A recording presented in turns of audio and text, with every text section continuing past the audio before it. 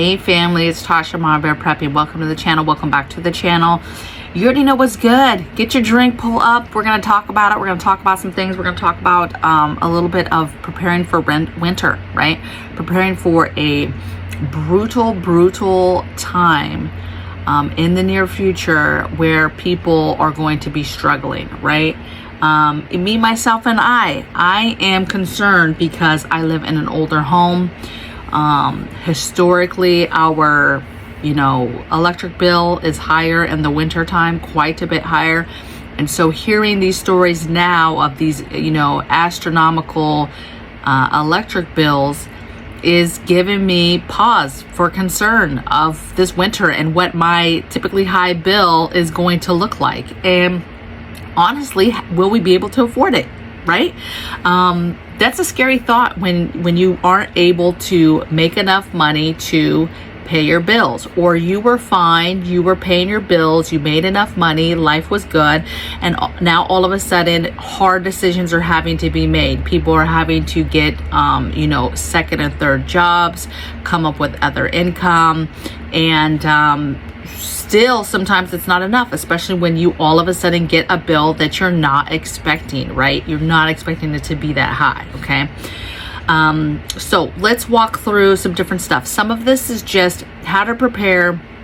Some of this is weatherizing type stuff, right? Normal house, how to stay warm stuff. But a lot of this is just your basic, how do you prepare your family and your home for what's to come, right? For what we're going to have to be dealing with, right? And everybody's situation is a little different, but hopefully something on this will be helpful. And at the end, I'll have some extra tips too that are kind of outside the box. Thank you.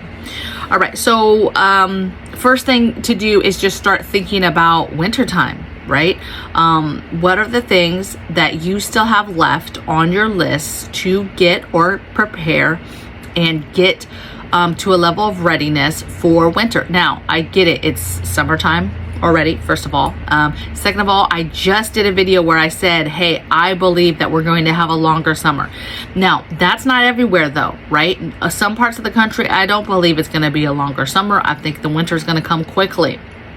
But there's a lot of parts in the country that I think that shift is going to be a little bit longer, and you're going to have places that are going to be dealing with heat a lot longer than they normally do, okay? And so I stand by the longer summer, but a lot of places are not like that. And when winter hits, it's going to hit, and it's going to hit hard, and it's going to hit early, right? You have folks already that are like, winter's coming, they can feel it in the air, okay? So think about winter, think about where you live, what that means for you, and the way that the weather works in your area, and start thinking about and making your list and pulling out your list you've already made of the items you need, okay? Second thing is work on your weatherization, right, of your home. So that's simple things like sealing any cracks, right, from the outside, from the inside, to stop that airflow, right? That means getting plastic, or even getting some really heavy duty, heavier curtains, pulling out the heavier curtains for the windows, right? But a lot of people insulate, they put the plastic up and do that, especially if it's a window that you're not really looking out of all the time, right? But just make sure you're doing safety with your family in regards to what does that mean if there's a fire, if they're trying to get out, that it's easy to rip down and get out of, all of that good stuff, okay? But some changing your curtains from nice airy flowy curtains to some nice heavy duty, and maybe you already have those up to keep the heat out, right? Some blackout heavy duty curtains. Those are what you want, okay, if you don't have those already. Door snakes, you write the different things for putting it at the base of the door to make sure that you're keeping out the air, even flaps for the side of the door, right? Some of our doors, we have a back door, for example, it just seeps in, the air just seeps in. Just the other day, actually, it's been hot here, but just the other day I went to bed and I could already feel the coolness predominantly blowing through the side of that door, right? Not only the bottom where we have a snake and we have a flap, but the side of the door, okay? So taking a look at that and maybe upgrading if you need to upgrade stuff, okay? I know a lot of times a lot of people will leave comments and they're like, all you do is talk about buy this, buy that, get this. Nobody has this money. You're two-faced in the sense of, you know, you're talking about get this, but nobody has money to get this, right? We're not all made out of money. And I understand that and I get that. But what I want you to do is hopefully the things that I say give you a moment of, okay, I do want that said thing. I do want to get that. That is a good idea. And writing it down and then putting it in an order of priority of what is items you need to get. And then you're budgeting. And as you move forward with your budget and have the opportunity to get things, you're getting things that you need and want, okay? Try to just not be in a place of negativity and be in a place of positivity that you can do this, that everything that you are doing right now is helpful and is going to be helpful when a crisis happens, right? You know, I get in arguments that are not even needed all the time in comments with people like, well, why do we even do this? You know, this is just a waste of time. And well, if this happens, it's just going to destroy everything. So why do it? And it's kind of like, why have a negative attitude, right? I mean, that's first. Why be so negative that you know, something's not going to work, or you can't get something, or I don't have enough of something. Think of the positive. Think of the good that you're doing. That's like the cheaper stuff, but if you have money, and I say that because I'm going into this second piece of this, of weatherizing.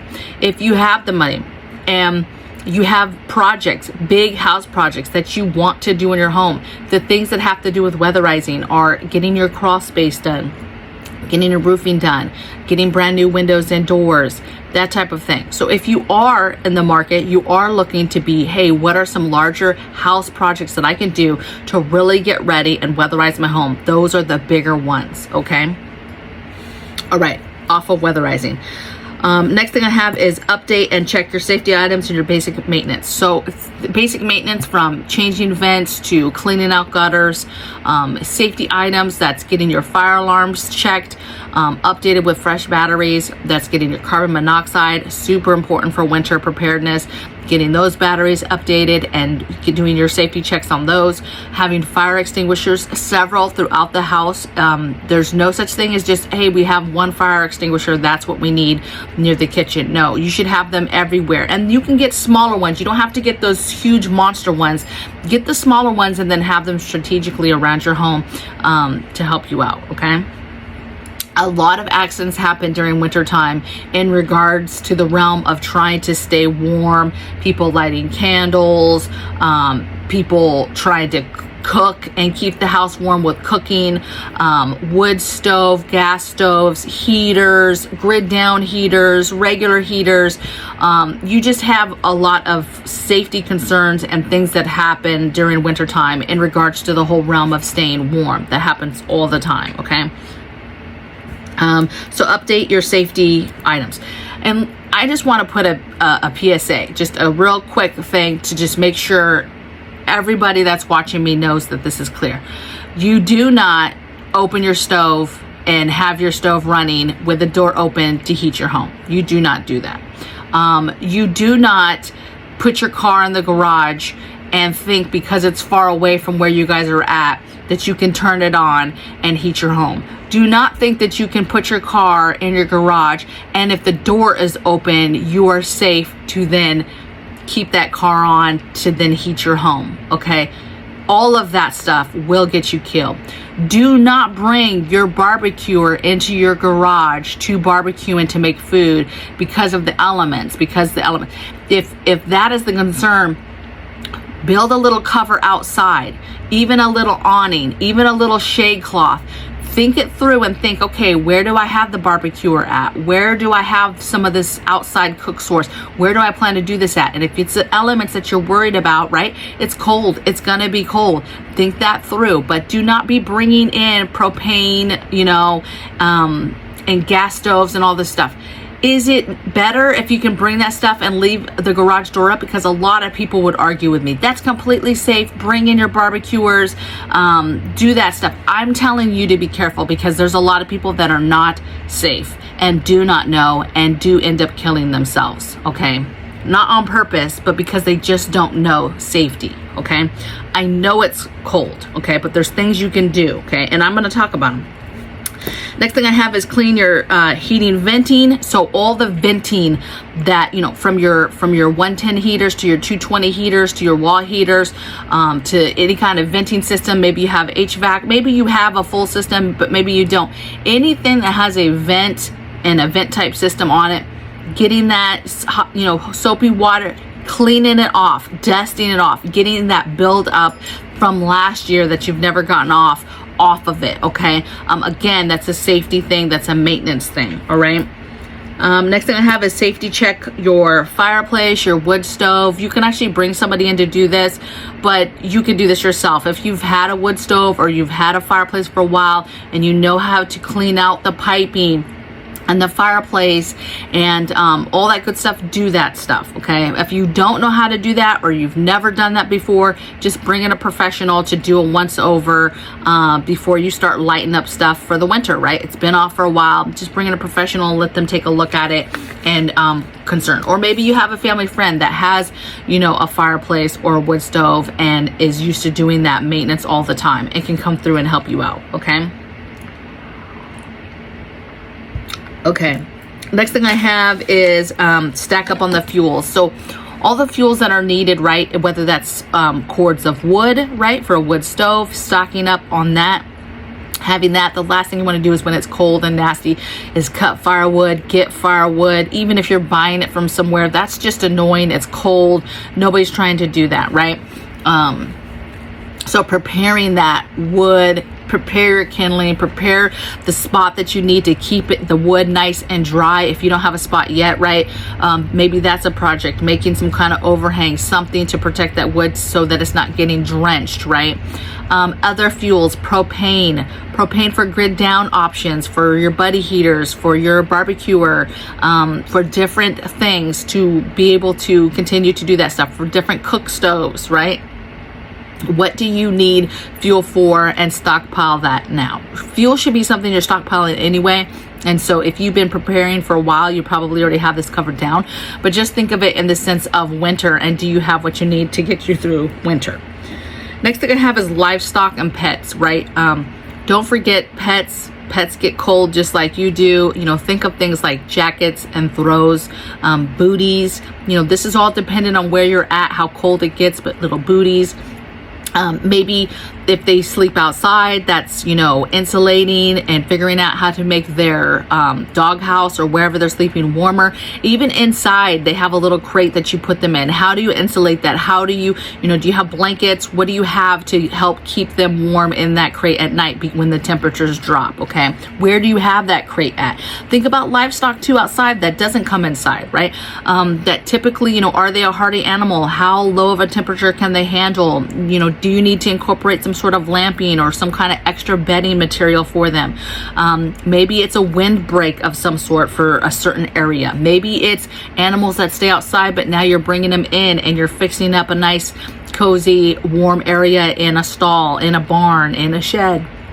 Think that stuff through on animals and how that works for them, okay?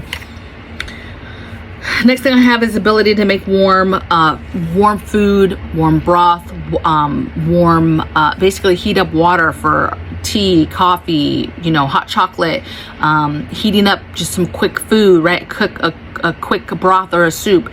You've got to have the ability to make food warm, if at all possible. Now, I understand there's scenarios, right, where, hey, we might not be able to, because of safety reasons, heat up food. But have that ability, right? Have that little cook stove with the propane. Have a little pan, right? There's all types of camping pans out there that are not that expensive, right? That is all you need is just a pan to heat something up, right? A soup, a one-pot meal, and then a kettle of some sort to heat up some water, right?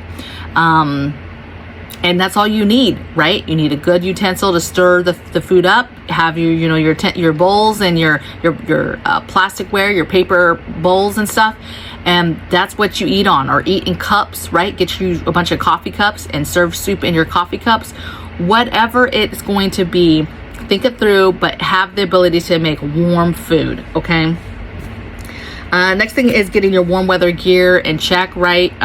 Jackets, extra sweatshirts, gloves, even like basic gloves to heavy duty gloves if you're having to go outside and do work outside, right?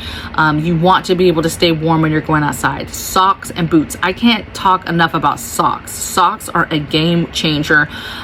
Get you some below zero socks. Get you some good quality socks that you can throw on your kids. And you don't need to have 10 pairs of those, right, for everybody, right? Just get one good quality, 1 or 2 pairs of good quality below zero type socks for each family member, and just have them. And so that if things just get super, super bad, that's a game changer. That is something that is going to be very helpful for keeping your body temperature up, okay? Keeping them dry and those warm socks on. Obviously with the rest of the warm stuff, okay? Next thing I have is a below zero sleeping bag. Invest in sleeping bags. I say this because if it gets super cold, usually people will condense down to a couple rooms, right? They won't be trying to heat all the rooms in the house. They'll condense down. In beds, right? Bedding doesn't always keep you warm, just basic sheet and blankets. Now, yeah, maybe you have extra blankets and you can put those down. Having a wool blanket for each person in the house, and if this is what you plan to do, you have your regular bedding and then you put that wool blanket over the top of that. That will do a lot for keeping in the heat. But wool blankets are pretty expensive as well, right? But $25 to $30 a piece, right? Getting one for each person in the family, right? Even I just said about the pets and the crates, throwing a wool blanket over the pet crate opposed to a regular blanket, or putting the regular blanket and then the wool blanket, okay? So extra blankets, but the below zero sleeping bag is, if you're in an area that's going to get extremely, extremely cold, start having family members sleep in their sleeping bags into the bed, and they will stay super, super warm. It's just a smaller space to heat. It holds the heat in more than blankets and sheets do, and people will stay warm, okay? That's like extreme, right? I say extreme, but you guys, the reality is there's going to be a lot of people that are not going to have the money to keep the lights on, right? To keep their electric on, to pay these bills, or they're going to be able to keep the lights on, right? But they're not going to be able to turn their heating source on, because the minute they turn the heating source on, that electric bill goes to the roof that they can't afford. People can't afford $1,000 electric bill. That's insanity. And you have people right now that are getting bills $700-800, right? That's a lot. And so you're going to have people making hard decisions like, we can't turn it on. We cannot turn it on because we can't afford it. And yeah, you could turn it on, but then you get this huge bill you can't afford, and then now it gets completely turned off, and now you don't even have the lights, right? You don't have the other the plug-ins and the other power that you would have had if maybe you just didn't kept the heat off, okay? So this isn't a game. A lot of people are going to be hurting. This is going to be a harsh reality this winter when these bills are normal for everybody, right? And what that does to people's budgets, people who are great with money and great with budgeting, and you just crush them with these crazy outrageous utility bills. So it's not going to be good. And if we start going into shortages, or anything major happens where all of a sudden there's no food on the shelves, and you add starvation and winter and cold, and it's just miserable. It's a miserable time, okay? And so this is just to kind of get you ready mentally for the things that could make that a little bit easier. Next thing I have is grid down heating. That's just simply, hey, you lose power. How could you keep your family warm? I just mentioned a lot of different ways that you could, and things you could do to try to keep your house warm, to keep your family members warm without power. But there's other things, buddy heaters, there's other heater systems, kerosene heaters. There's other things out there that are safe to use indoors, that you could use to heat your home, or to heat a room at least, okay? But again, that takes fuel. So you have to stack, one, you have to get the thing, and then you have to be able to stack the propane or the fuel source that it needs, okay? All right, so let's get into some extras, okay? So some extra kind of just things to remember, or things that could be helpful. That's a pop-up tent. So again, extreme conditions, extremely cold. You absolutely are doing everything you can to keep your kiddos warm. Throwing up a pop-up tent in the kiddo's bedroom and telling them, hey, get your sleeping bags. Here's all the extra blankets, and making a huge cocoon in that pop-up tent, and that's where they sleep. And by closing that tent up at night, it keeps all that heat in there and keeps them warmer than if they're just sleeping in the open in their big bedroom, right? That is helpful. So, and it's fun. It's kind of like, oh, a pop-up tent. This is kind of cool. We're camping inside. Like, that's kind of cool, right? So putting up a pop-up tent, that works, okay? Another thing is thermoses. I had a subscriber put me on game sometime last year, few months ago, whenever it was. It's since we moved here, right? So since January, somebody told me about the thermoses. Having the thermoses ready to go, right? It's grid down or whatever. You're boiling water, and you're putting that hot water in thermoses so that you have hot water ready to go for coffee, for tea, for just somebody sipping on and keeping a little warm, right? They have big thermoses. They have the big insulators that are like a pan, right? And you can put food in it and then close it, and it's going to insulate it for hours and hours. I'm talking 12 plus hours, right? So super important to invest in those things. That's a game changer for me. I absolutely love that. If I think a storm's coming, I think something's coming that's going to be detrimental, I will boil hot water, and I will put it and fill up all the thermoses, so that I have that ready to go in the morning, so that coffee is not something like I have to make a whole fire or have to pull up the propane and light up to be able to make coffee. It's just super, super easy, okay? Vote. Okay, this is like, you guys are like, this is a weird one. Listen, things are not going to get better if we don't try to make a difference and try to stand up for what we believe. If your voting stuff, your registry, that type of stuff is not in order for where you live, you need to get it in order and register to vote.